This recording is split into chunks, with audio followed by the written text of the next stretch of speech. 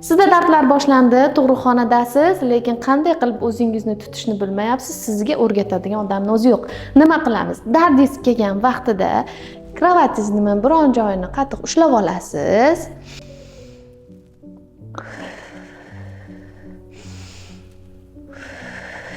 Qilib chuqur nafas olib, chuqur chiqarib, qorin bilan nafas olasiz. Shunda bachadon mushaklariga kislorod yaxshi boradi va bachadon bo'yni yaxshi ochiladi. Agarda siz dardingiz kelayotgan vaqtda hali kuchanig'iz boshlanmasdan kuchanib qo'yadigan bo'ladigan bo'lsangiz, unda bachadon bo'yni yirtilishga olib kelishi mumkin. Chunki birinchi davrda dard bo'layotgan vaqtda faqatgina bachadon bo'ynini ochilishi bo'ladi, hali to'liq ochilib bo'lmagan bo'ladi.